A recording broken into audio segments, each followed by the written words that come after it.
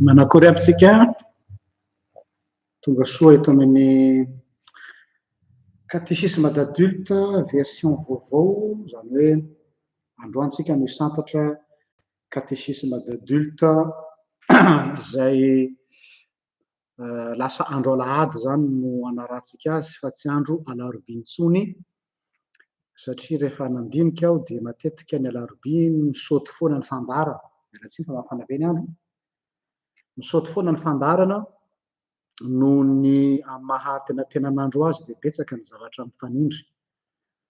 No koa nahatsikaritra koa fa betsaka atsika no mbola miasa, dia ho iaho hoe ny alahady hariva ohatr'izao angambany ny fianakaviana, ny olona rehetra efa soa tongotongo, zay izy fiteninay any atsimo any, efa tsara petrapetraka any an-trano, dia andramantsika andro alahady hariva indray izany catéchisme d'adulte zany, raha toa ka izay no mahatsara azy. Eny ary, zay no hoe lazainy lava fa dia androany ny lohateny izay efa voahomana tato tamin'ny heriny fa tsy afaka nanao zany noho ny antony maro samihafa, dia ny hoe tragédie, providence, destinée universelle. Raha adika malalaka dia ny hoe loza na atambo, fahagagana ary fitahiana ho an'ny rehetra. Zany hoe ilay loza sy atambo izay mianjady aminao dia iny ihany no avadik'Andriamanitra ho lasa fahagagana. Mihaino tsara? Tsy hoe rehefa ao anatin'ilay loza sy atambo ianao miandry fahagagana, hivahan'ilay olana sy hivahan'ilay loza sy hivahan'ilay atambo, fa io loza, io atambo mahazo anao io indray avy eo no ahodin'Andriamanitra, ampiasain'Andriamanitra ho lasa fahagagana ao, ary zay mamahagaga azy, satria ny maha-Andriamanitra azy dia manao ny atao hoe création ex nihilo. Andriamanitra mamorona zavatra miainga avy amin'ny tsy misy, zay ny hevin'ny création ex nihilo ny voalohany. Fa ny création ex nihilo koa raha tany amin'ny famoronana ny lanitra sy ny tany, dia eo ambonin'ny chaos Andriamanitra no nambomba, teo ny fanan'Andriamanitra no monina. L'esprit de Dieu mouvait au-dessus du chaos. Misy heviny ara-panangezam-pe zay, zany hoe ny fanan'Andriamanitra ao ambony eo anivon'ilay chaos mihitsy izy no manjaka. Isika nefa mieritreritra foana hoe rehefa misy chaos, rehefa misy tohu-bohu, rehefa misy ténèbres, rehefa misy catastrophe, dia hoe tsisy Andriamanitra avy zany matoa hiara-ny loza. Haikay eo anivon'ilay chaos mihitsy, ao anatin'ilay ténèbres mihitsy, eo indrindra Andriamanitra no manjaka. Tsy zany no mamorona an'izany fa ny Genesis toko voalohany, tamin'ny voalohany ny lanitra sy ny tany dia foana tsisy endrika. Zany hoe néant, chaos, ténébreux, tohu-bohu, tsisy ninninona, nefa dia hozy ny soratra masina hoe ny fanan'Andriamanitra dia teo amboniny izany fahafoanana izany, ny fanan'Andriamanitra dia teo amboniny izany faharavana izany. Zay ngamba ny azo lazatsika azy.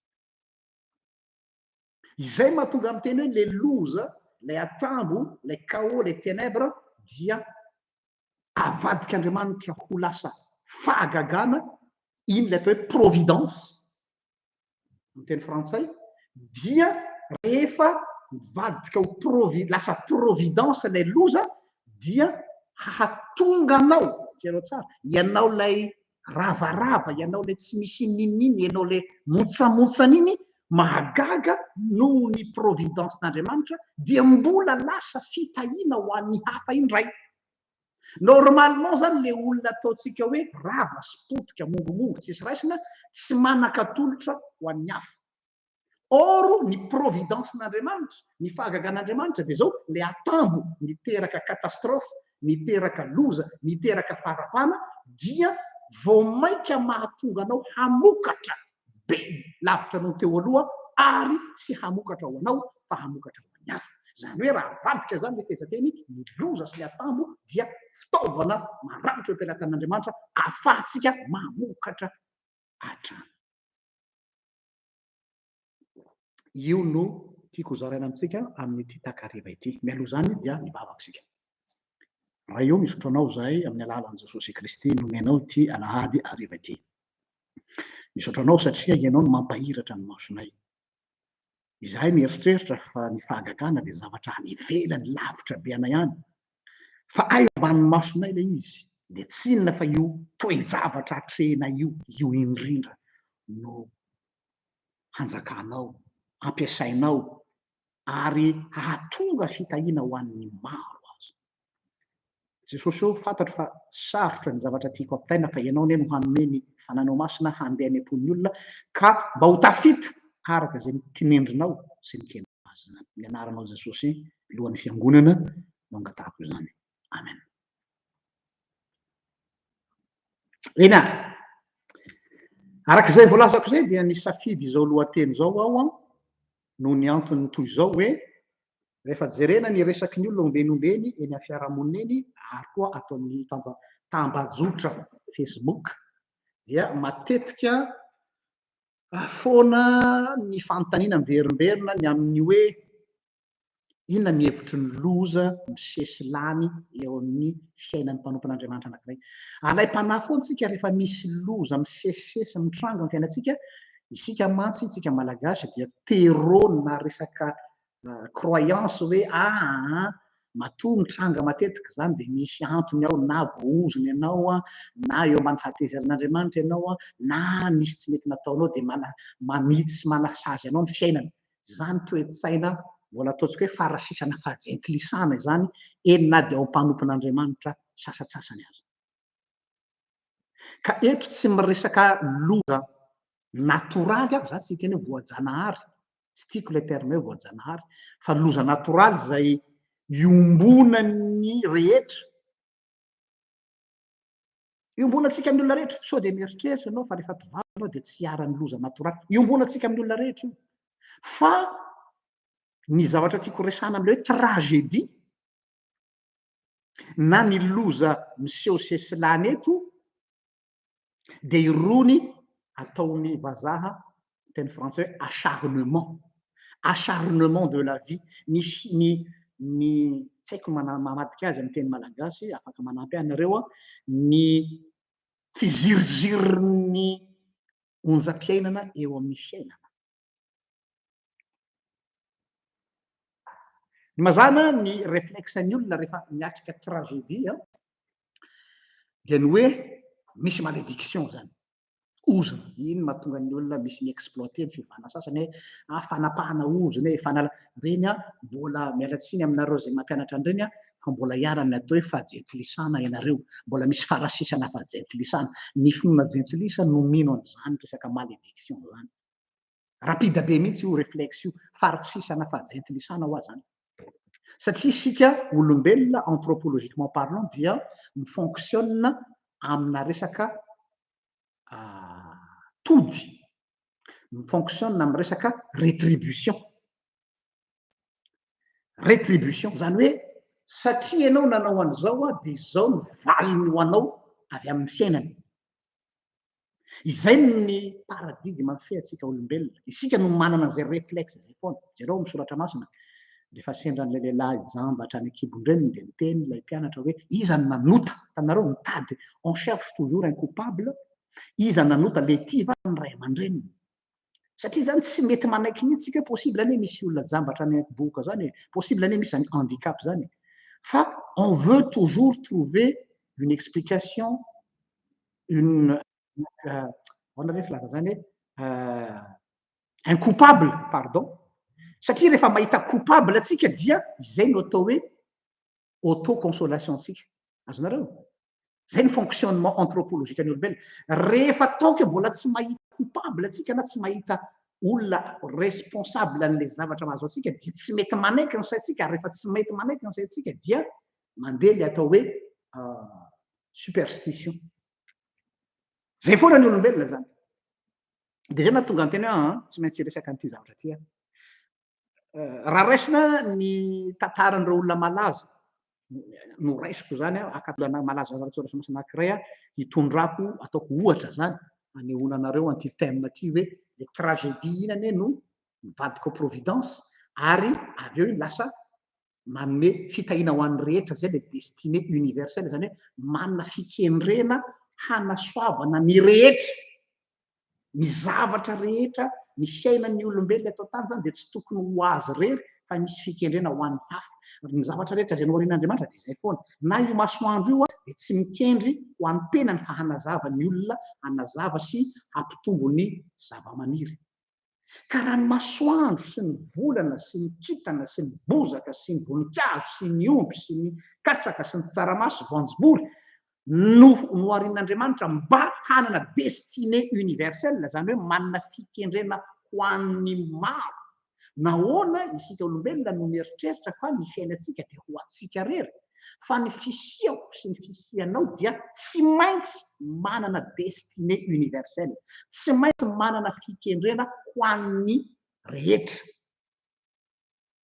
dia ny tsy famekenao an'izay a no matafalatsaka anao atao ao anatiny atao hoe ego surdimensionné matafalatsaka anao ao anatiny atao hoe fizahozahoana satria ianao dia ianao ihany no tianao fantarina ka izay no zavatra ho resahantsika eto androany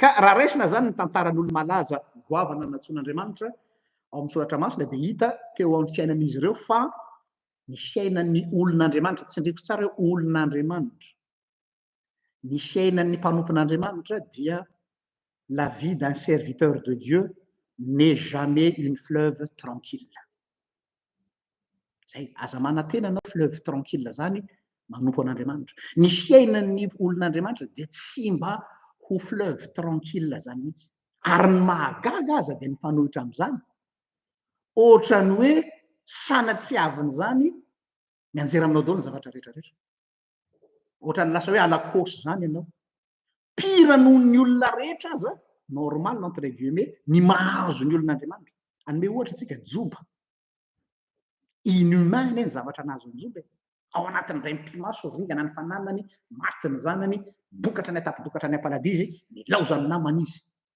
i Abrahama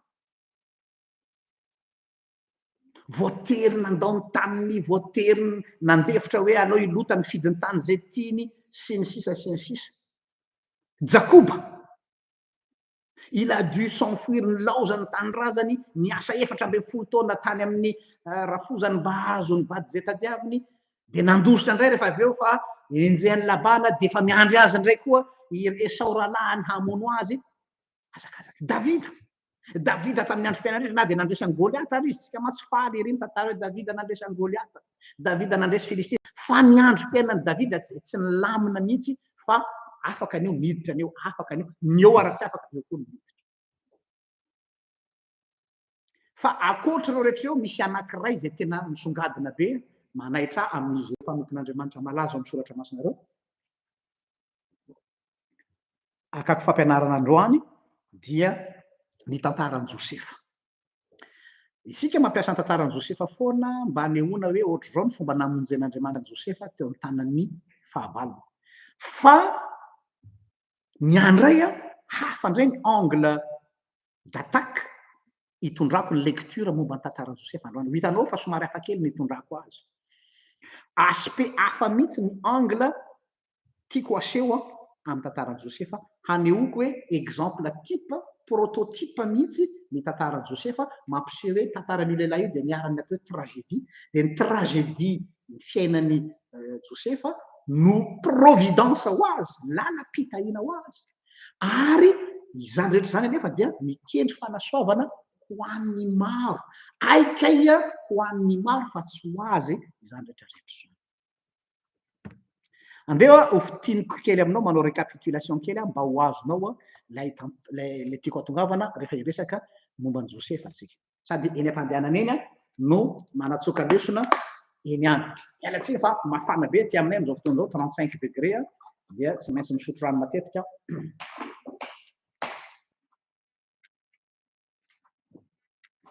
eny tompoko mba hampazava azy tsara dia mila jerena tsirairay ireo étape de vie any Josefa. Andeha ho jerentsika tena miadana tsara ny fivoaran'ny tantaram-piainan'i Josefa.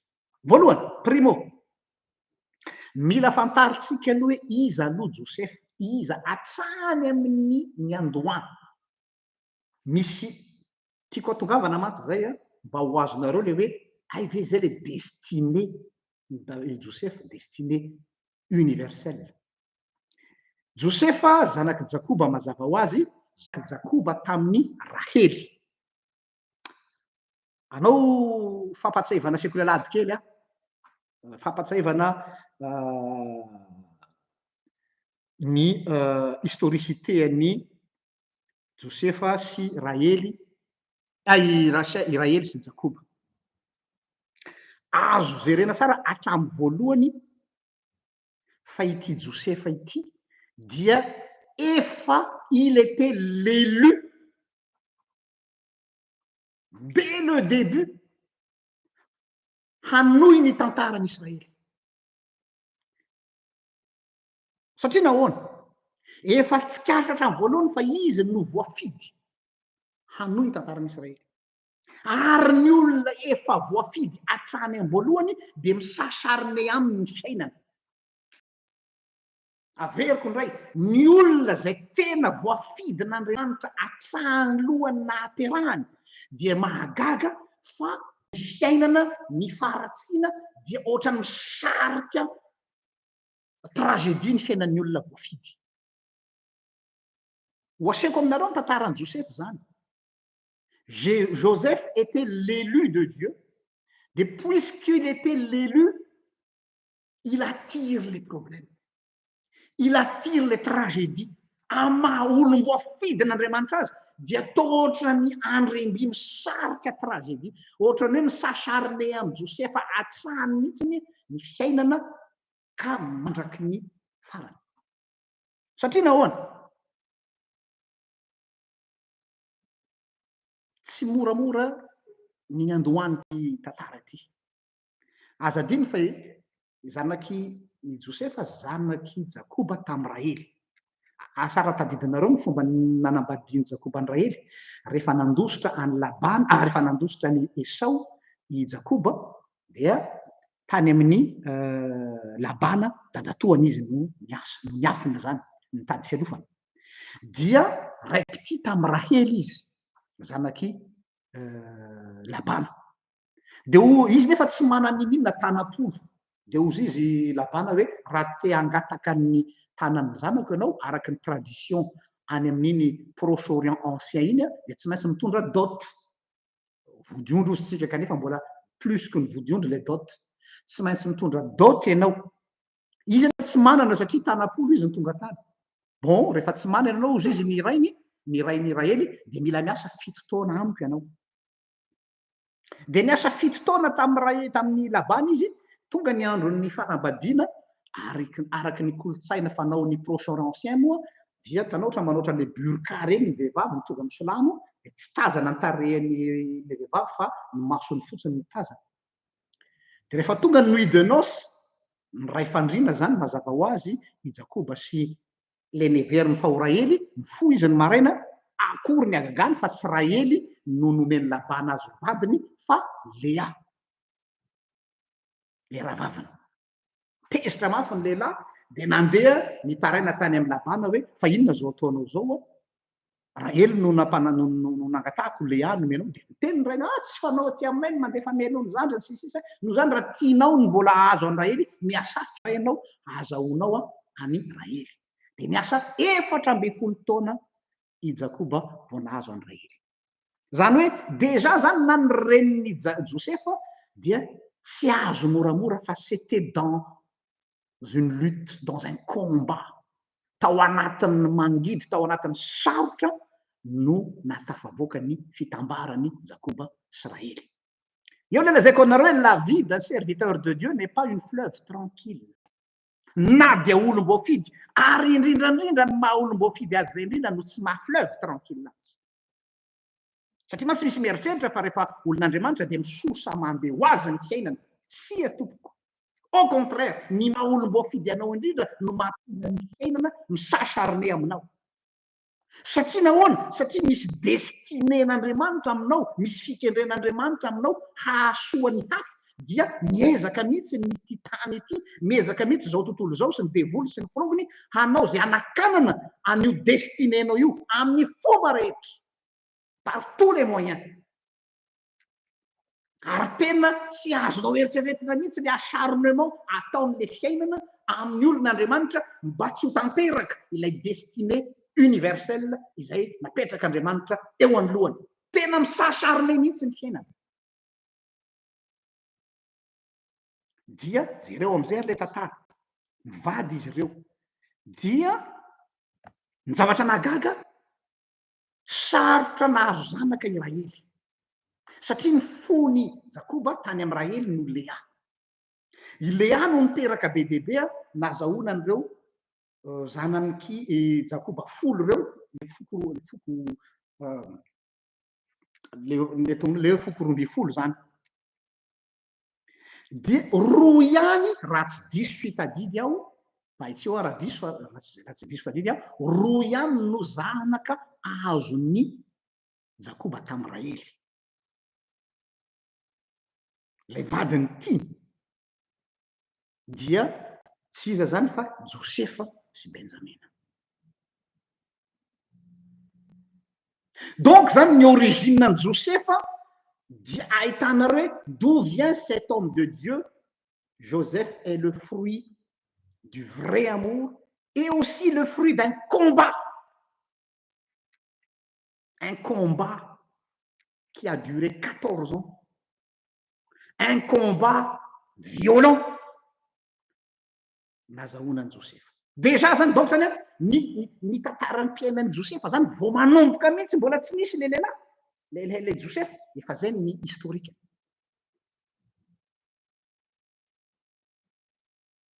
Eo no lazaka hoe eto nahitantsika sady fa ny olona voafidy matetika dia tsy mba manana toujours ny olona voafidy azafady dia manana fiandohana kaotika foana ny fiainana. Ny olona voafidy dia manana fiandohana kaotika foana ny fiandohana, ny début. Le début d'un élu est toujours chaotique. Parce que la vie s'acharne sur les élus de Dieu. Satria zavatra mystique ny resako anareo zao, satria ny fiainana dia tsy manome cadeau ny olom-boafidin'Andriamanitra. Inona ny antony? Dia satria fantatra zao tontolo zao fa io olom-boafidy io ho ampiasain'Andriamanitra ho amin'ny asany. Ka dia tsy azy ny fiainana. Zay zany tsika zay mareto zany un homme averti en vaut deux. Nefa ihany koa mampahery atsika zany hoe c'est normal ho an'izay olom-boafidin'Andriamanitra miatrika zavatra catastrophique lava. C'est pas du tout un mauvais signe araka ny eritreretin'ny sasany azy hoe tena olom-boahoziny ianao, tena alakosy ianao, tena olona tsy vanina ianao, tena olona angamba ny tokony tsy teraka ianao satria hiaran'izao rehetrarehetra zao. Au contraire, c'est un bon signe. La vie s'acharne sur toi parce que tu as une destinée grandiose. Pas pour toi. Tsy hoe ho lasa mpanakarena ianao, tsy hoe lasa ho président de république ianao, mialatsiny manany ihany ho an'izay latsaka filoham-pirenena, tsy hoe ianao ho lasa milliardaire, tsy hoe ianao lasa olo malaza be, fa le destiné, inona ny fikendren'Andriamanitra amin'ny fisianao eto ambony tany ity hitondra fitahiana ho an'ny hafa. Zay tadidio zay. Ny antony namoronan'Andriamanitra atsika eto amin'ity tany ity dia hitondra fitahiana ho an'ny hafa. Izay ny destiné ny olon'Andriamanitra.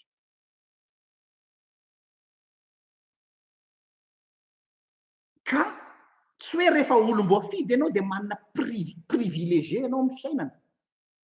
Tsy privilégié amin'ny fiainana ny olom-boafidy. Au contraire, hiaran'ny tragédie maro samihafa izy. Faharoa, arao le tantaran'i Josefa. manomboka niditra am'izay le eo am'izay le ataontsika hoe intervention an'ilay providence manomboka miditra am'izay le providence ao anatin'le tragédie arao tsara ny fomba nazahoana an Josefa de efa sarotra satria saiky tsy niteraka ary le fa noho ny fitarainany de namindra fo Andriamanitra de nahazo donc zany ny nahaterahan Josefa de efa compliqué avy eo nahazo mipoitra am'izay aika mahatonga azy ity sarotra ohatr' zao vao azo ay misy destiné n'Andriamanitra ambadika fatatsika tantaran Josefa fa lehilahy nahazo don spécial izy fanomezam-pahasoavana manokana manofy ary miinterpréter nofy zay le tantaran Josefa izy ihany koa anisany fady manofy fa izy koa mamantatra ny nofin'ny olona sy manazava ny heviny io don eno tsara io don nomen'Andriamanitra an Joseph io zay heverina hoe cadeau de Dieu lasa source de ses problèmes zay ny lesona faharoa ny don ny fanomezam-pahasoavana ny fanomezana zay nomen'Andriamanitra an Josefa lasa source loharan'ny problèmany satria tadidinareo rehefa niteny tamin'ny rahalahy izy hoe zany nanofy fa ianareo ny ankohoka amiko teo any ny atombohan'ny fankahalan'ny rahalahy donc zany tiako asina hoe zereo tsara fa une fois ianao mandray le fanomezam-pahasoavana zay omen'Andriamanitra anao manomboka mivelatra le fanomezam-pahasoavana nomen'Andriamanitra anao hanomponao ny hafa azadiny fa le don mamantatra ny nofy tsy ho an'ny Josefa fa ho an'ny olona aloha azava ny resaka nomen'Andriamanitra don mahay mamantatra ny hevitry ny nofy Josefa ho an'ny olona fa tsy hoe nampiasainy ho azy ka hampanankarena azy aloha itsy tsara ny resaka dia izay zavatra zay nefa ny micrée problème ho an'ny Josefa ohatra zay koa tsika sao de mieritreritra ianao fa marina fa hoe mahafinaritra zany hoe manompo an'Andriamanitra de omena fanomezam-pahasoavana ny plus ianao be fanomezam-pahasoavana tadidio ty teniko ty plus ianao tototry ny fanomezam-pahasoavana plus tu es en danger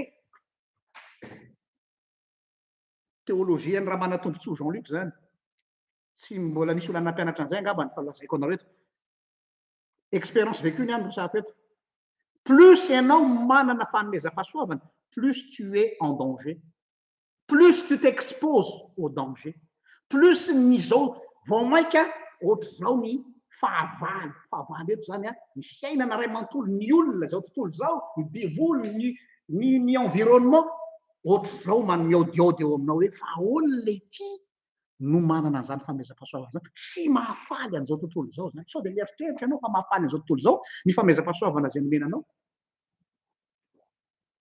akoatra ny fialonana zay ataon'ny olona iny tsy resahana tsony iny efa iombonan'ny olona rehetra iny fa ny tena problème de zao tsy ho faly aminao de io ny satana satria matoa nomena fanomezam-pahasoavana anao de natao nomen'Andriamanitra anao iny tsy reharehanao fa nomen'Andriamanitra anao iny hamonjena olona romotra satana satria ho fitaovana maranitra eo am-pelatanan'Andriamanitra ianao ka dia ho ampiasainy devoly daholo zao karazana olana tsy ampozinao rehetra zao mety ho ampiasainy devoly ny toeram-piasanao mety ampiasainy devoly ny fianakavianao mety ampiasainy devoly ny aretina mety ampiasainy devoly ny zavatra tous les moyens possibles mba hahatonga anao hitakemitra hoe non tsy ampiasan'ity fanomezam-pahasoavana teny intsony fa c'est trop c'est le but du diable mon cher que tu désistes que tu abandonnes que tu baisses les bras que tu dis stop, j'en veux plus. Zay le objectif an'le ratsy. Io fanomezam-pahasoavana zay nomen'Andriamanitra anao io tsy mahafaly an'ny satana ary de miana fa hanafiky izy. Tsy mampitahotra fa milaza aminao hoe zay le fiainana aforety ny tanan'akanjo iady. Zay le izy. Tsy eny ambony tsy eny ambony goudron fingotra atsika ny mandeha.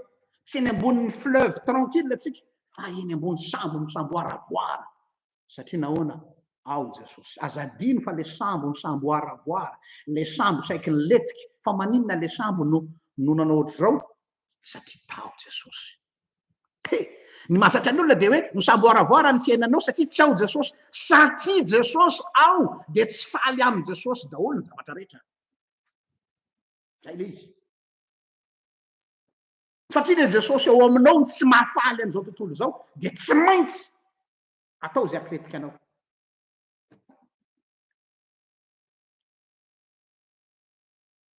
Anome ohatra anankiray itsika ankoatran'izay mbola hiverina ny tantaran'i Josefa mba hiletika tsara anatin'ny subconscientsika ty resaka ty. Ka anankiray ka ny Paoly apôstôly. Ny kany Paoly apôstôly. Ahoana ozy izy Jesosy?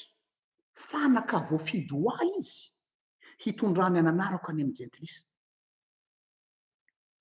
Zany hoe i Paoly mbola nanenjika ny fiangonana tena nitratrevatreva ary tena maimbo ra. Haika izy iny efa fanaka voafidy hitondrana ny anaran'Andriamanitra any amin'ny jentilisa. Ary zay no nampiasain'ny Satana azy afony.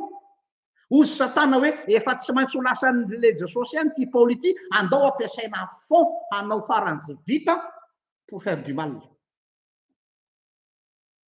Tazidio zay. Fa rehefa tonga ny fotoana hoe tapitranao Satana ana am'izay zao du jour au lendemain virage à 360 degrés. De le safidin'Andriamanitra izay le Andriamanitra ny fidy any Paoly zay tsy zakany devoly aloha voalohany indrindra. Satria fantatry ny devoly ny potentiel ananan'ity Paoly ity rahatry zay de nampiasainy amax afon. Nanao adalàna afaran'izay afon satria nahoana? Handravarava fanjakan'ny Satana ty lehilahy ty rapitso. De lo zao ampiasaiko koa aloha ty izy le devoly aloha handravarava ny fanjakan'Andriamanitra aloha. Alohan'ny ampiasain'Andriamanitra azy handrava ny fanjakan'ny maizina. Ray zay. Ny fifidianan'Andriamanitra ny Paoly ihany koa tsy levon'ny vavon'ireo mpino hoe fa ahoana kosa olona namono anay omaly io, olona namono any Etienne io, olona nanao tsinitsinina io, de nahoana no io ny fidian'Andriamanitra? Anao hoe le don anao le fifidianan'Andriamanitra anao tsy hafaly na ny olon'Andriamanitra miazakazaka aminao ara tsy ho faly. So de mieritreritra ianao, so de mieritreritra nareo fa za manao ty catéchisme d'adulte ty de faly daholo ny mpitondra fivavahana sy tompon'Andriamanitra miaraka amiko manao ty asa ty. Tsy mahafaly azy zao satria manana ny eritreriny ao ambadiky ny asan'Andriamanitra. Tsy mitovy ny fikendrena amin'ny asan'Andriamanitra. Misy manao ny asan'Andriamanitra ho fitadiavana bera, misy manao ny asan'Andriamanitra ho fitadiavana vola, misy manao ny asan'Andriamanitra mba ho tazana. Samy manana ny fikendreny eny ny olona manao ny ty asa ty e. Ka tsy hafaly ny olona ny fahazotonao sy ny firosonao sy ny firehetinao ho an'Andriamanitra. Eny hatramin'ny olona akaiky anao indrindra amin'ny asan'Andriamanitra azy de tsy ho faly am'izany.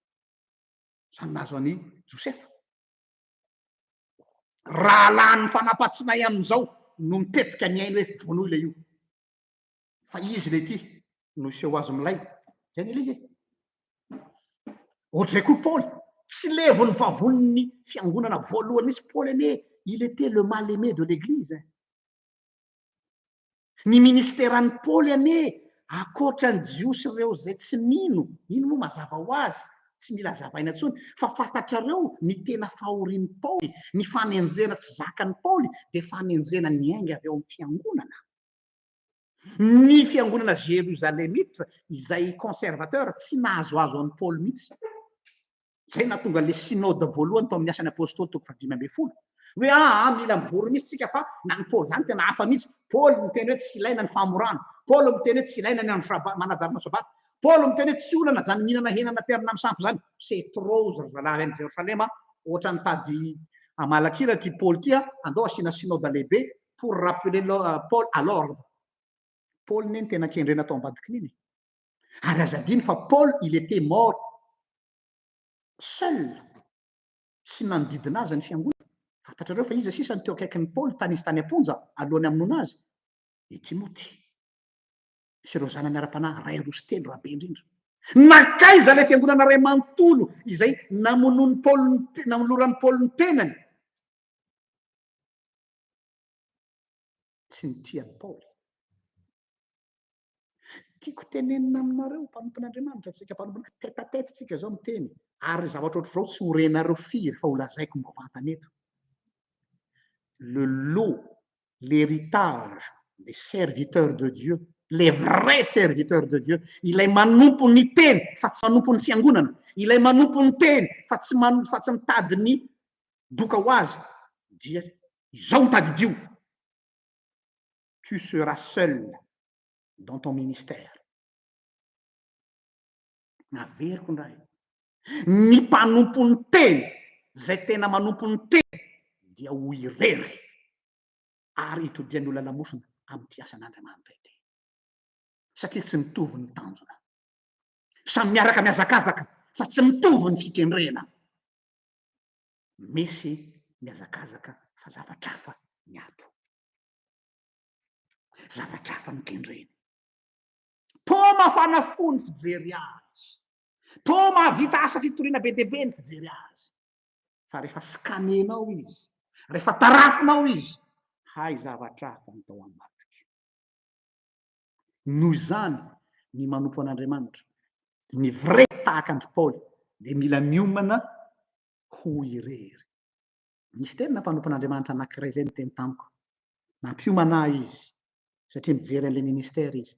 Ary tsy ho adiniko mandrakizay ny teny io ray aman-dreny io fa maty ny odimandry izy. Raisiko toy ny lova napetraka io ray aman-dreny amiko. Zao lazainy zanako. Ny lovantsika mpanompo an'Andriamanitra ozy. C'est la solitude dans le service. La solitude dans le ministère. Tadidio ty teniko ty izy rehefa tonga izay fotoan'izay. Fa tu seras seul noho ianao fidèle amin'ilay parole. Hatramin'ny voalohany zao hoe non, tsy marina zany ray aman-dreny. Non, mpanompon'Andriamanitra ne samy mpanompony zao hoe firalahiny firaisampom-pino hoe mon œil. Za dia miteny aminareo fa resaka daholo zany. Bla bla bla bla bla bla bla. Vetika amina zao resako aminareo zao. Fa rehefa ianao mijoro amin'ilay tena filazantsara madio sy marina, tsy mahafaly na ny mpiara manompo aminao zany. Satria nahoana? Tu mets en danger l'intérêt des autres. Tu mets en danger l'intérêt des autres. Satria nahoana? Adinony reny mpanompon'Andriamanitra reny fa ny destineny dia ho fitahiana ho an'ny hafa fa tsy ho fitahiana ho azy. Probleman'ny olona manompo an'Andriamanitra mitady fitahiana ho azy. Zavatra roa foana no motiven'ny olona amin'ny fiainana, soit tahotra tsy ho any amin'ny hafa be, zay no anompony an'Andriamanitra, soit mitady fitahiana amin'Andriamanitra izy. Reo anankiroa reo samy hors sujet daholo, diso daholo. Ireo nefa no mibaiko ny 99,9% ny mpanompon'Andriamanitra. Mafana fo izy amin'ny fanomponan'Andriamanitra satria matahotra ny ho any amin'ny hafa be. Donc mbola fitiavan-tena zany. Ary mafana fo izy amin'ny asa fanompon'Andriamanitra mba hanatena fitahiana. Fa adinony dia ty ny vocation anao, ny antson'Andriamanitra anao dia ho an'ny hafa. Paoly apôstôly miteny hoe hiaretako ny fatiantoko rehetra. Misy perte ao, misy fatiantoko ao. Il faut assumer cette perte pour enrichir les autres. Il faut assumer cette perte pour enrichir les autres. Tsy maintsy digérenao sy ekenao ny fatiantoka aminao, zay no condition hitahiana ny hafa.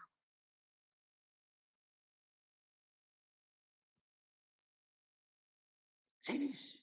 Rehefa tsy vononany amin'izay, dia miala tsiny aho fa aza mirotsaka manao mpiandry. Rehefa tsy vononany amin'izay, dia miala tsiny aho miala amin'ilay fisoratana anarana amin'ny fianarana mpitory-teny any amin'ny fiangonana.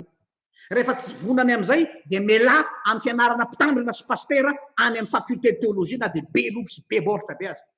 Fa raha tsy vonona hiassumer perte mba ho fitahiana ho an'ny hafa, lany andro fotsiny. Lany andro eto fotsiny. fantatro fa tsy ho tiany olona ty fampianarako ty androany fa tsy miraharaha satria zay marina no lazaiko tsy le fampianarana tahin'Andriamanitra ny anao mahazo fitahina avy any an-tanitra ny anao mpanompon'Andriamanitra ny anao de jesosy any anome anao ny zavatra rehetra zany ray mitory aminao androany perte anao mba hahasoa ny hafa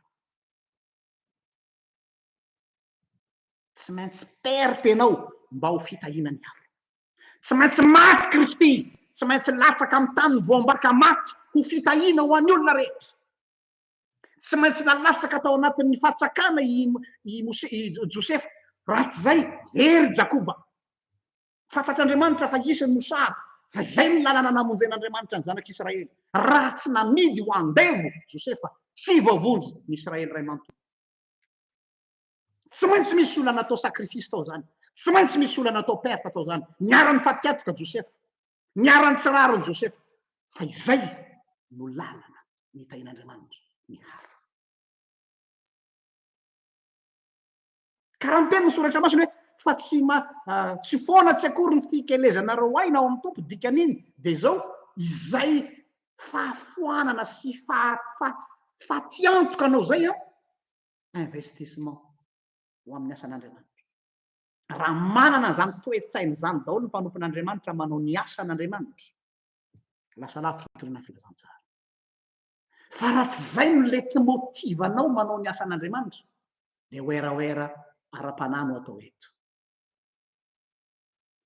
fiderana fanehoana manao etalage na voninahitra ka zay mahatonga ny teny hoe ty fampianarana androany ty tena inoko zato isan-jato fa ho lazo iraisana amin'ny ratsan-tanana no andray azy satria tsy mety amin'ny olona zany zavatra lazaiko zany c'est pas un enseignement sexy c'est pas un enseignement mampisongadina ny tena au contraire manafoana ny tena izany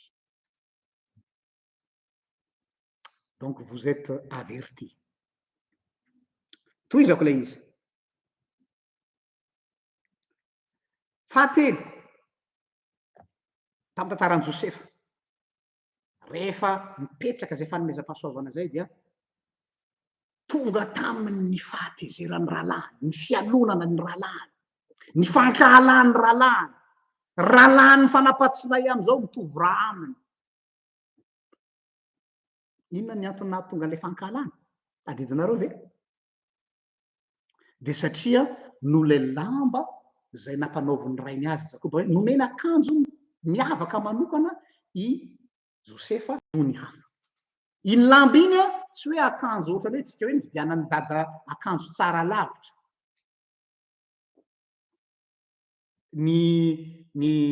no ny hafa izy tsy resaka fanamiana hoe ialina kosa vidiana ohatrany atsika le samy zanaka ao an-trano de hoe ialina kosa vidianany dada akanjo tsy resaka akanjo tsotra rehefa misy dikany iny inona ny dikan'iny akanjo nomeny Jakoba any Josefa iny ka nahatonga an'reto rahalahy ny tena hoe andao fofona resaka akanjo ve no amonoana azy maivana loatra zany raha resaka akanjo fa zavatra lalina kokoa no ambadiky le izy inona le akanjo iny akanjo nasalotra azy iny tompoko no maneho fa izy no ny fidiny rainy handova azy io ny antony tsy nitiavany rahalahiny any Josefa iny akanjo iny fanamiana iny marque symbole ety ivelany hoe il est l'élu il est l'héritier ary izay fifidianany rainy azy mialoha izay no miteraka fankahalana teo amin'le rahalahiny hafa ao azavaiko mantsy le resaka fanamiana ao amin'ny soratra masina misy dikany asa raha tadidinao ny fanoarana ny zanakadala rehefa niverina avy any amin'ny fahadalany tany le zanakadala de ao no izy le raim-pianakaviana omeo azo ny akanjo tsara indrindra ao izy iny hoe akanjo tsara indrindra iny tsy mazava ny fanazavany ny fandika-tenin'ny baiboly malagasy amin'iny ary tsy mazava koa ny fandika-tenin'ny baiboly teny frantsay fa ny teny fototra tena tandrify an'iny ao amin'ny teny grika baiboly grika de hoe omeo azy lay akanjo voalohany donnez-lui la première robe or ny traduction rehetrarehetra misy de hoe donnez-lui la plus belle robe na koa amin'ny malagasy de hoe omeo azy le akanjo tsara indrindra ka inona ny mahatsara indrindra azy tsy resaka qualité tsy resaka vidiny fa tsara indrindra satria iny lay première robe. Inona le première robe? Iny le mariky ny maha zanaka mpandova. Izay natezitra ny lehilahy matoa hoe comment ça, tsy ny fiverenan'ilay zandry no natezitra ny lehilahy matoa, fa ilay acte nataon'le rainy nanome an'le lamba ohatra nomenan'ny Josefa, izay symbole ilazana amin'le rahalahy hoe mbola mandova ihany izy na dia efa nandany ny lovany rehetra. Io no tsy zakany vavony lehilahy matoa. Nahitany hoe nisalotra an'le lamba maha zanaka mpandova. Izay koa le zavatra eto amin'ny Josefy eto. Izy lay voafidy tao anatin'ny maro. Ah non non non non non. Pas question ozy izy ny rahalahiny ndao vonony le ty. Satria izy ny voafidy. Il faut le tuer. Tadiavana ny fomba rehetra hamitana azy. De miriny zareo vonoiny izy kanefany au dernier moment ray am'ireo rahalahiny nanan-kevitra tapoka. Moa izy nanan-kevitra zay le providence, miditra indray le providence. Ny rahalahiny anankiray ny teny hoe aleo amidy, aleo tsy vonoina izy fa andao amidy any amin'ny olona mpivarotra andevy. Jereo tsara le changement d'opinion na changement d'avis tapitapoka teo dia mipetraka ilay providence. Efa programa matipaika io vonoiny tapitapoka teo dia mivadika ilay izy. De namidy andevo izy. Arao tsara le tantara. Tsika mantsy rehefa mamaky le tantara maika be tsika tsy mijery le détail fa tsika tonga de mandingana ary am'le farany ny fitantanan'Andriamanitra natafita azy fa le processus mihitsy ny tiako ho araka reo tsara ny fisotra. Jereo tsara ahoana ny fisehoan'le providence teo amin'ny fiainan'i Josefa. Fisainana maloto, idée machiavélique no tao an-tsain'ny rahalahiny, tena maty paitra, tena teti-panorona mipetrapetraka tena hoe zao nanaovantsika azy de raha mantany kiaky de hoe nohan'ny biby ny fatiny de tiany akanjony misy tena vita kalamina tsara. Zay le hoe idée machiavélique avec préméditation. Izany hevitra feno fahabibiana sy feno faharatsiny zany, izany no nampiasain'Andriamanitra. Mahavariana. N'exploiten'Andriamanitra ilay idée machiavélique. Tsy ny ravan'Andriamanitra fa nampiasain'Andriamanitra ilay idée machiavélique. Mba tsy hamonjena azy rehetra fa hamonjena n'Israely ray matoa. Raha tsy tonga tany Egypta i Josefa ka tsy tonga prime ministre de imagineo nge ny dégâts ny tranga satria nisy ny mosary maty ringana daholo izy rehetrarehetra. Maty ringana daholo izy rehetrarehetra. Le idée machiavélique no lasa providence. Ilay teti-panorona maloto, le fikasany ratsy ny satana no lasa lalam-pitahina. N'exploiten'Andriamanitra. Incroyable mais vrai. Fa zany izy. Za tsy miteny hoe Andriamanitra no nampiditra le hevitra maloto tao an-tsain'ny rahalahiny. Non, tsy idiran'Andriamanitra zany. Hevitry zareo manokana zany. Teti-dratsin zareo manokana zany amin'ny maha olon-dratsy azy. Fa izao, io le resahako tany am-boalohany hoe Andriamanitra hoa dia présent même au milieu du chaos eo Andriamanitra.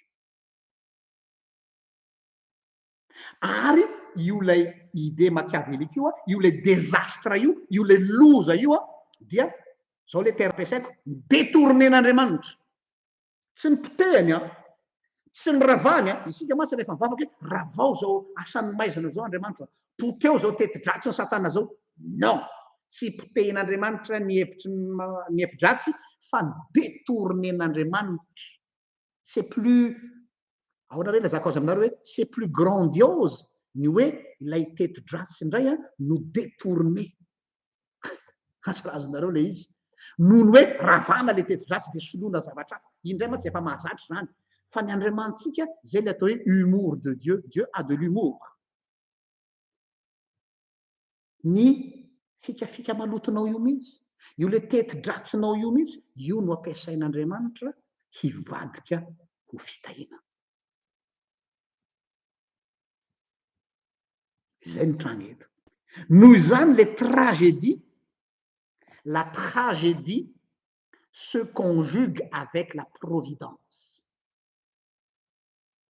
Je répète, la tragédie se conjugue avec la providence. Zany hoe ny loza amin'ny atambo dia mitany saina tsy mbalivaly miaraka amin'ny providence na ny fahagagana. Et comme par hasard, par enchantement, comme par coïncidence, rehefa miditra amin'izay ny providence, rehefa hoe hovonona izy nandalo tapika ny mpivarotra andevo. Zereo io le lazaiko aminareo le synchronicité an'Andriamanitra tena mampiaiky. Rien n'est laissé au hasard. Chaque élément, chaque ingrédient, tena ohatran'ny chef d'orchestre Andriamanitra mandamina ny zavatra rehetra. Ary le lamina tsy zavatra lavitra fa eo ambanin'ny maso ihany. Ilay teti-panorona ihany no navadika Andriamanitra kely fotsiny dia mivadika zavatra. Timing parfait n'Andriamanitra. Quatrième élément. Une fois namidy andevo tany Egypta i Josepha, dia nalain'ity lehilahy atao hoe Potifara ty izy, ohatran'ny fanao any amin'ny fonja, ohatra hoe olona anankiray tsy dangereux fa olona afaka miasa dia alaina miasa any an-tranon'ny chef pénitencier ity Potifara ty. Dia nalainy miasa tany an-tranony i Josepha. Ao anatin'izany mahagadra azy zany, ao anatin'ny fahoriana zany, tsy ao anatin'ny fifaliana, dia mbola misongadina ihany ilay Josepha kely. Joseph se fait remarquer amin'inony ny qualité de service ny Josepha miavaka. Normalement ny olona mamita sazy zany, normalement ny olona andevo zany dia tsy manana motivation tsony amina fiainana. Zany efa andevo, efa very j'ai fini ma vie, tsisy raisina tsony ny amiko, za efa namidy ny rahalahiko andevo, za efa very faty, sina tsony raha rahiko an'izany fa dia ataoko zara fa vita fotsiny rehefa mihinan-kanina dia zay. Non! Ao anatin'ilay désespoir, ao anatin'ilay tsy misy fanantenana intsony dia mbola miavaka Joseph. Mbola miproduira zavatra tsara noho ny hafa izy. Avy aiza ry tompoko no ivoahany zany hery mahagaga ananan'i Joseph zany. Olona ravaravany io e, olona iaran'ny tsirariny ane io e, olona iaran'ny fankalany rahalany fanampatsinaina io e, olona efa tena natao toy maty ane io e, nefa mbola mamokatra zavatra tsara. Afaka ao anatin'ny zavatra sarotra lalovanao dia mbola mangataka aminao Andriamanitra mamokara ihany. Zay le amantsika Andriamanitra mila voatsiary. Zay mihitsy izy ka. Ary tena hoe mila voatsiary Andriamanitra, eny tompoko. Zay natao hoe finoana. Zavatra tsy misy no foronon'Andriamanitra hisy. Zay le mila voatsiary. Ao anatin'izay indrindra mbola namokatra ihany Josepha ka nisongadina ary dia nampiaika ny Potifara hoe zay zavatra kasihany tanany ty zalahy ty dia mivadika volamena.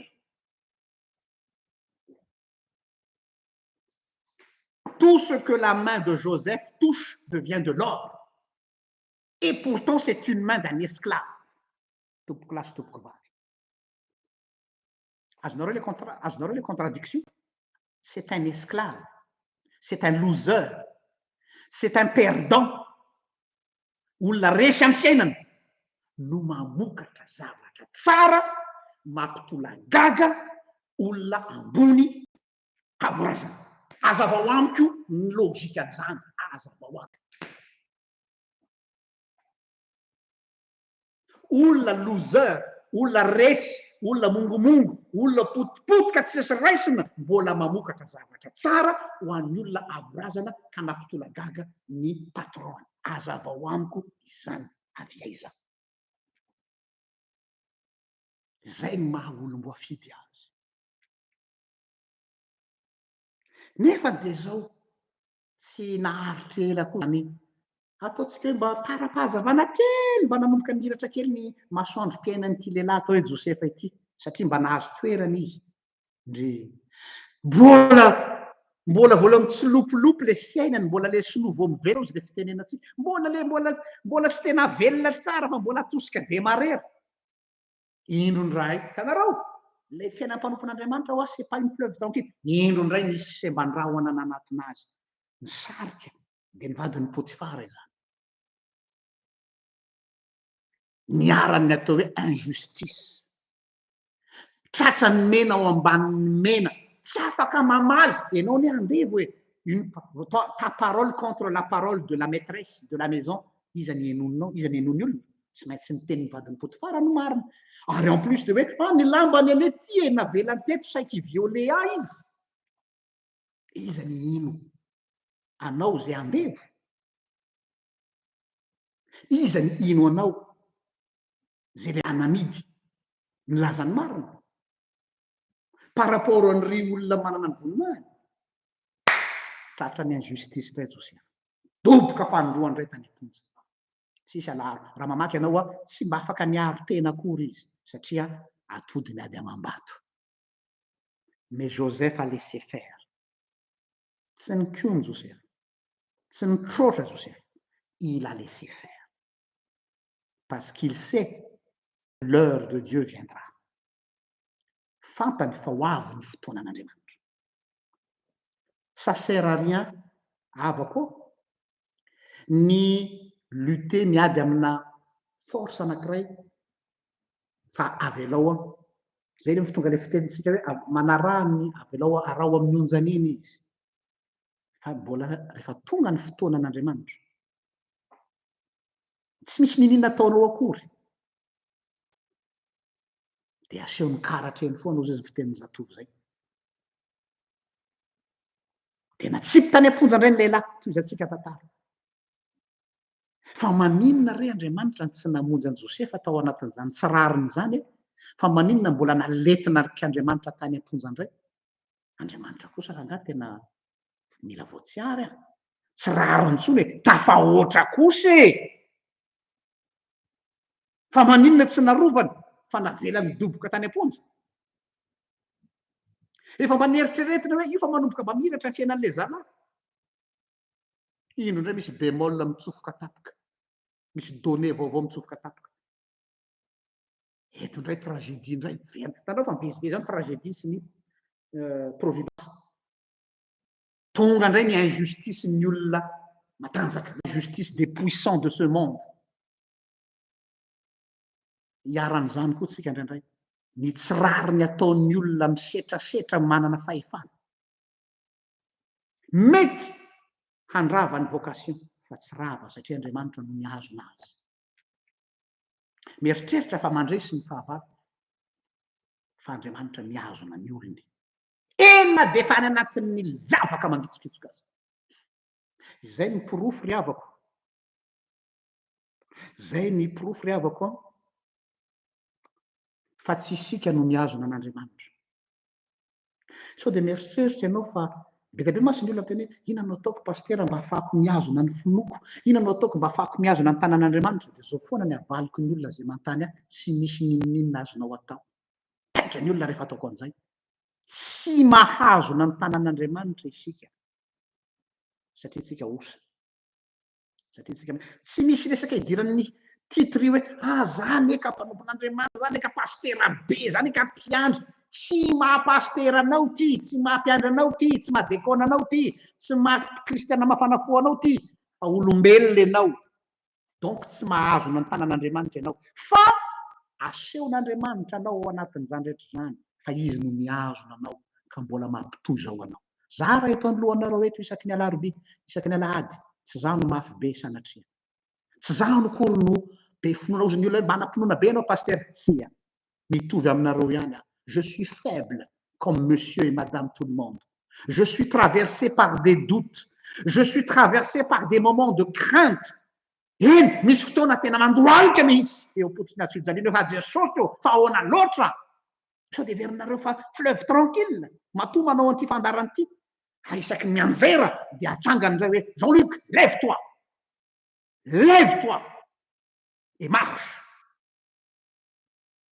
Zay le fanaranan'i Jesosy tompoko. Mianjera de matsangana, mianjera de atsangana indray, mianjera de atsangana indray. Arizany mananganao Jesosy. Tsy hainao tsy zany mafy be ka mitsangana ho azy. Misy tanana tsy hita maso manangana hoe lève-toi mon fils, le chemin est encore long. Lève-toi, le chemin est encore long. Mbola lavitra ny lalana. Mitsangana ry zanako. Cinquièmement, toy ny tantara. Verina tany am-ponjandray. Verina tany am-ponjandray Joseph. Mirécidive zany izy ny voambolany fitsarana. De verina indray ny tantara. Raha ohatra nga petrany ianareo eritrereto kely izy zavatra zao hoe mba azonareo an-tsaina ve en espace na fotoana fohy indroa intelo verina any amponja, indroa ny verina any amponja Joseph. Raha itsika angamba tamin'ny toeran'i Joseph de efa nanipigao hoe non tena fa za angamba miala kosy. Tena fanarian'Andriamanitra. C'est pas normal. Fa jereo ny zavatra nitranga. Mbola nanina indray le lehilahy tany am-ponja. Nisongadina indray izy fa nanaitra ny chef pénitentiaire ary nanana chef pénitentiaire fitokisana manokana ny olona rehetra de lasa izy indray no lasa surintendant ny andraikitra ny fonja. Enjana. De rehefa surintendant izy no gérer ny fonja. Nefa gadra. Nahazo ny confiance ny chef pénitentiaire. Ary tao anatin'izany jereo tsara le hoe fitahiana ho an'ny hafa am'izay eo am'izay le destiné manomboka eo am'izay no safady no nanomboka nazava tamin'ny Josefa ny fiantson'Andriamanitra azy hoe kay zao lalana lalovan'i Josefa zao ho fitahiana ho an'ny hafa. De nisy an'ireo fonctionnaire anankiroa migadra tao am-ponja niaraka taminy ray ny mpitondra kapoky ny Farao de ny ray ny mpanao ny mofon'ny Farao. De samy nanofy izy reo lahy. Ny ray de nahazo teny fikasana hoe dikany nofinao dia ho ampanatsony mpanjaka indray ianao hiverina hanolotra ny kapoka eo aminy ka rehefa mba tafita ianao de mba tsarovy aho. Zay mantsy ny atombohan'ilay expression tsika rehefa mba tonga amin'ny voninahitra ao de mba tsarovy aho. De ny faharoa kosa de hoe ianao indray araky ny hevitry ny nofinao dia ho faty ianao ary ahatona ny fatinao afaka tsadidika hoe atelona angamba n'izy zay. Fa iverenako ilay fonctionnaire anankiray hoe mba tsarovy aho rehefa tonga amin'ny toeranao ianao.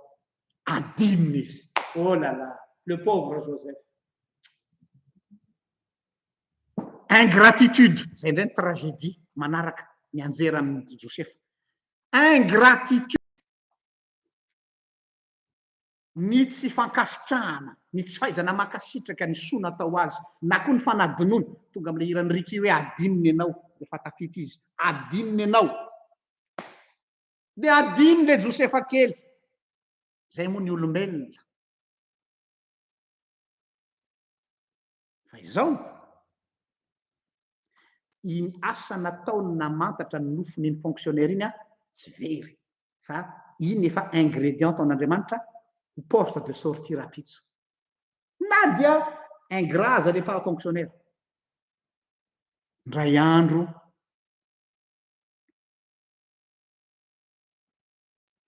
nanofy indray ilay ny mpanjaka. Fa alohan'izay dia tiako verenina kely zafady. Petite morale de l'histoire ao anatin'izay le ingratitude ny olona zay nanaovanao soa amin'ny asan'Andriamanitra resako eto. Rehefa manompo an'Andriamanitra, eto zany dia mizara expérience, aza manantena retour de la manivelle. Aza manantena ianao reconnaissance ny olona. Hoe mantady hoe azo sitraka aman'olona ianao fa na vita be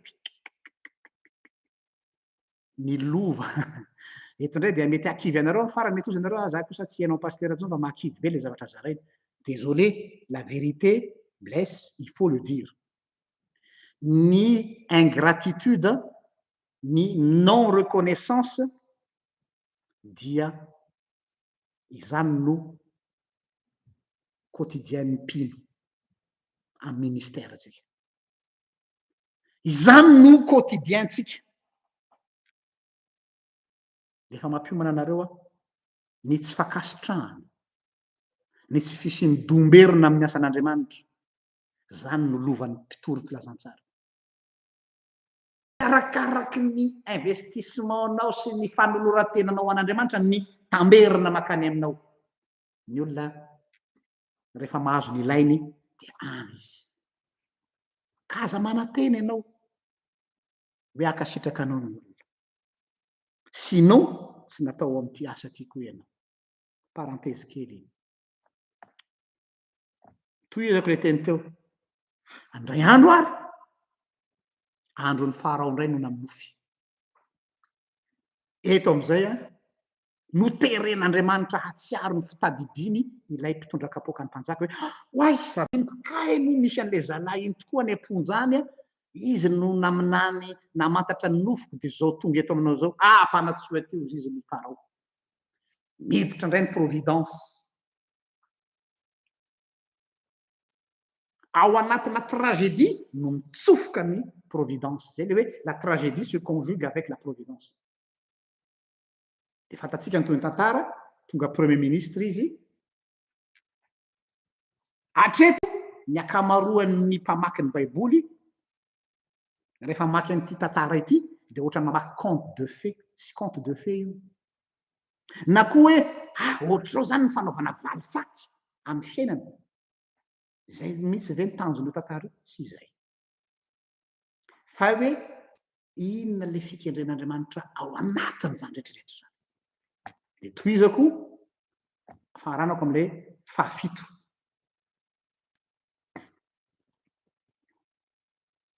Indro Josefa tonga any amin'ny faratapony sy Egypta. Izy no mifehy Egypta ray manontolo. Inona no antony? Inona moa tadidinareo tadidio tsara. Inona ny antony nanendreny Farao any Josefa ho premier ministre? Mba ahafahany migérer an'ilay fito taona zina, le taonjina fito taona satria naminany tsy naminany fa nanofy i Farao dia nihevitry ny nofon'ny Farao dia hoe isy fito taona taona zina. Tena mitobaka be ny vokatra. Ary aorian'izay dia isy fotoana mosary fito taona. Dia ozy izy ny mpanjaka Farao hoe aleo ianao nitendreko igérer an'izany zavatra zany mba tsy ho faty ringana ny olona. Eo donc zany ilay fanendrena any Josefa ho premier ministre dia mba ho fitsinjovana foana ny olona. Tsy ho anazy fa ho an'ny olona foana. Dia fantatsika ny toy ny tantara fa ny zavatra m'intéressé anà ao anatin'io parti io dia ilay fehezan-tenin'ny Josefa malaza be averiko vakina miadana ato amin'ny Genesis 50:20. Genèse 50:20. Genesis 50:20. Zao ny teny Josefa tamin'ny rahalahiny mianaran'i Jesosy. Afaka ohatra amin'ny 5:20 mihitsy ary angamba ny mampety azy. Genesis 5:20, 5:20 sy 20 manao hoe aroy Josefa taminy aza matahotra fa moa solon'Andriamanitra vao ianareo no ny saina hanisy ratsy ahy fa Andriamanitra kosa ny saina izany ho soa hanao tahaka izao anio izao hamelona olona betsaka. Ahoana tsara hoe inona ny anton'izany rehetra zany? Mba hamelona olona betsaka. Io le lazaiko hoe destinée universelle, zany hoe manana fikendrena ho an'ny rehetra fa tsy ho azy. Tsy hoe kory matoa tonga amin'izao tanjona izao i Josefa dia mba hanao vengeance mba ahafahany manapatra ny fony. Raha izay ihany dia perte daholo ny zavatra rehetra. Fa napetrak'Andriamanitra amin'ny toeran'io Josefa, c'est pas pour se venger, mais pour démontrer fa ilay olona zay nataonareo tsinitsiny io ihany no mamonjy anareo. io olona nataonareo tsinitsiny io tsy maintsy mandalo aminy ianareo mba hovonjena ianareo rehetra. Zay le destinén'Andriamanitra antsika. Izay le lazaiko tamin'ny vidéo sazany io fa nisy betsaka antsinazy hoe zay le valifaty hafa kely. Zay miseho eto. Tsy piako mazava tsara le hoe hamelona ny olona betsaka no antony reny rehetrarehetrarehetrarehetrarehetra zay averina ny tantarany Josefa hatrany amin'ny nahaterahany. Hamelona olona betsaka. Genesis 50:20 tapany faharoa. Voilà zany ny finalité ny tantara eto. Zay le destinény Josefa. Aika ity Josefa ity matono nandalo an'izany rehetra zany. Aika ity Josefa ity nomena zany famezam-pahasoavana rehetra zany. Tsy hoe hanao démonstration de force fa mba hamonjy ny olona rehetra. Zany hoe Andriamanitra zany manana fikendrena malalaka be noho ny natsika voafetra eo amin'ilay manodidina atsika ihany. Ary zay n'Andriamanitsika zay. Andriamanitra de goavana dia par rapport an'izay fahalebezan'Andriamanitra zay le Andriamanitra lasa ohatran'ny réduisentsika amin'ilay fiaintsika kely io. Izay ny problème amintsika zay. Nisy pasteur anankiray efa maty izy. Pasteur Randremiatarivo an'izay malala azy ho an'ireo tranainy misany FJKM. Nalaza zany pasteur zany. De zao tsara ny fampianaran'io pasteur io tamin'ny fotoan'androny. Tadidiko mihitsy. Isika ozy izy rehefa mivavaka amin'izay zavatra mahazo antsika dia adinotsika ozy izy fa on s'adresse à un Dieu éternel. Adinotsika ozy fa miresaka amin'ilay Andriamanitra, lay Andriamanitry ny Andriamanitra, lay Andriamanitry ny lanitry ny lanitra ny seza fiandrianana ary ny tany ny fitoeran-tongony. Adinotsika ozy izy. Satria nahoana ozy? Ilay problema tsika kely io, ilay fahoriantsika io, ozy izy rehefa mivavaka de hoe jereo ny sakafoko Jesosy, jereo ny fiainako Jesosy, ny fahasalamako Jesosy. Zany hoe le bobo, le fahoriana kely tsika isan'andro io, ilay vary kely atokony, ilay hena kely mba hohanina, ilay écolage kely, ilay fitsaboana kely. Tsy hoe manambany aho ozy izy le pasteur, fa misy fomba terme tsy tadidiko tsara ny fomba lazana azy fa raha avadiko amin'ny teny hafa de hoe c'est du hoe le capacité-n'ilay Andriamanitra zay vavatsika goava be fa izy nefa ny asaitsika hamaolana kely. Asa razonareo le tiako atongavana. Donc zany ohatran'ny olona anankiray mangetaeta de kely ny vavany de misanaka ohatr'izao eo amin'ilay rano mitosaka be iny. De le rano zany be de be fa very fotsiny ilay izy fa kely sisa ny tafitrany am-bavany. Ohatrohatr'izay zany le sary. Ninona tena tongavana de zao hoe matoy ianao nampiasian'Andriamanitra de tsy ny hoe hamany problemanao andavanandro loatra na ataontsika hoe tsy hamany le problemanao andavanandro ihany. Mahafatifaty anao io le fiainanao kely maharitra 20 taona io, le ankohonana kelinao io, le fianakaviana kelinao io. De io no iondreanao maraina atoandro hariva. Tsy manambany hoe aho fa adininao fa ilay Andriamanitra zay ivavahanao io ka Andriamanitra ray ny mandrakizay, donc manana destiné ngeza be mihoatra n'olay fiainanao kely isan'andro. Efa nametra-panontaniana ve ianao hoe mba inona ny destinén'Andriamanitra amiko? Inona ny destinén'Andriamanitra ho an'izao tontolo zao miainga avy aty amiko? Sa aminao le manara-dian'Andriamanitra de zao hoe manana an' Jesosy mamany problemako ampy ahy. Oui, marina fa misy zany. Oui, marina fa mamonjy antsika amin'ny fahoriantsika Jesosy. Fa izay ihany ve ary zay mahatonga le teny hoe raha am'izao fiainana zao ihany no anantenantsika an'i Kristy de mahantra indrindra. Satria nahoana? Tu es passé à côté de l'essentiel.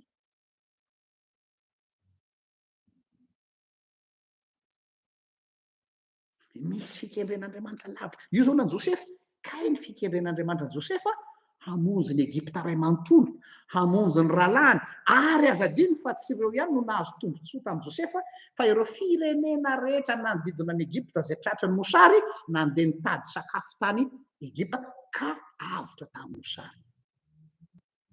I Josefa zao tsy nieritreritra mihitsy hoe ay ve ty zaha ty manana destiné mivelatra ohatr'izany ho an'ny olona rehetra fa neveriny fa hoe ny tenany ihany ty zaha mahantra ty zaha nemponjy ty zaha iaratsarariny de iny ihany de mitokoko ao de mitoloko ao de miondrika ao zay daholo ny ataontsika ane ty fiainako Jesosy ny fahoriako Jesosy de tsy mahita zavatra afaka ohatr'izay tsika hoe Jesosy ke teny aminao hoe oy fantatro ny fahorianao zany oy tsapako ny manjoanao fa zao zaho koa manana zavatra hafa tiako mba ho hitanao velaro atrakao ny loha de sokafo ny maso fa misy zavatra ngeza be zay tiako hampanaovina anao ankoatra ny problemanao. Or ny mahazatra atsika de zao vao aloha Andriamanitra ty problemako ty vao aloha ny manjoa de andeha hanao ny asanao. Ny fiainanao zavatra anankiray mitokana io, ny fiantson'Andriamanitra anao zavatra hafa mihitsy tsy mifampiankina ny fiainanao sy ny fanompona. Or ny akamaroantsika dia conditionné vatsika avy amin'ilay fiainatsika ny fanompona an'Andriamanitra hoe raha milamina ty fiainako tya de zay avo andeha rehefa mivany problemako dia hamokatra bebe kokoa zay ny nahavoan'ny Paoly apôstôly intelo ao izy no nangataka tamin'ny tompo esoro amiko zao fahoriako zao problemako zao fa raha vahanao tya de hamokatra bebe kokoa de ozy Jesosy taminy Paoly ampo anao ny fahasoavako. Iny moa ny fandraisan'ny olona iny de ohatrany hoe teny fampaherezana. Non, tsy teny fampaherezana iny. C'est tout un programme. Zany hoe le faiblesse-ny Paul tsy fantatra ina le problème ny Paul, misy milaza hoe marary izy, misy milaza hoe mana problème na bégaiement izy, peu importe. Fa le faiblesse zay nangatany Paul ho vahany fa tsy novahany iny indrindra no nanehoan'Andriamanitra hoe na eo aza io handicap io, na eo aza io sakany io, na eo aza io problème io indrindra no ampiasaiko ahatonga anao hamokatra betsaka noho ny olona normal. Voilà. Io problème anao io indrindra no ataoko force, ataoko moteur anao, ataoko essence anao hamokatra mihoatra noho ny olona normal. Azadiny fa tsisy navita mihoatra noho Paoly amin'ny asa misiona tao amin'ny apôstôly. Nefa izy no iarany mafy indrindra. Hay tsy araky le eritreretintsika le olona milamindamina mba mipetrapetraka iny kosa zao mba hoe rehefa mba mipetrapetraka am'zay ny fiainana rehefa mba milamindamina daholo am'zay fiainana hay mba mieritreritra asa fanompona am'zay mba mieritreritra hoe ina no andoko an'Andriamanitra. Non, io problème anao io mihitsiny, io fahorianao io mihitsiny, io obstacle io mihitsiny, io no solika hanaovanao ny asan'Andriamanitra, io no solika hanaovanao ny asan'Andriamanitra tahaka ny Josefa, tahaka ny Paul sy ny sisa. Ka aza lamy andro mijery ny lanitra isokatra hoe rovina ny lanitra, rovina ny fagagana ilatsaka, rovina Jesosy no malivavaka ho Jesosy hoe fantatrao ny valibavaka io zavatra atrehanao io ny fitahiana ho anao, io no moteur ho anao raha ohatra ka takatry ny sainao le izy. Rehefa tsy takatry ny sainao de angatao aminy hoe Andriamanitra sokafo ny masoko ahitako zany. De rehefa misokatra am'izay ny masonao, fantatrao am'izay le izy. De ozany hoe ay ve le tragédie no lasa providence ho ahy. Ary zay providence zay no mikendry destiné universelle fahasoavana ho an'ny hafa. Voninahitra ny ho an'Andriamanitra. Zay aza hatramin'ny taloha indrindra ka ho aza mandrakizay hibavaka sika. Jesosy malalo misaotra anao zahay no miteninao. Misaotra anao fa Andriamanitra miteny tokoa ianao ary tsy mba soloim-bava. Mora am-pitenenana zany zavatra zany fa ny ainana zany de mafaitra. Kanefa de noporofonao tamiko ary zay hitan'ny masoko sy ny tsapain'ny tanako no ambarako am'reto havako reto Jesosy. Tiako mba hipaka tsara any anatin'ny fony izy ireo zany. Ary mba hiteny koa izy hoe fantatro zay anoko. Ianao Jesosy mpianatra mahay. Ianao Jesosy no mpampianatra tsara. Ianao fanahy masonao no hanazava avy zato eny any am-pon'ny olona, hanoratra tahaka ny grave amin'ny vato mihitsy izany fampianarana zany, ka tsy ho adonoiny mandrak'izay. Idera ny laza ny voninahitra ho anao rery any Andriamanitra, zay fa anao hatramin'ny taloha indrindra, ka mbola ho anao mandrak'izay. Amen. Samia tain'Andriamanitra amin'ny fotoana manaraka indray. Veloma tokoa.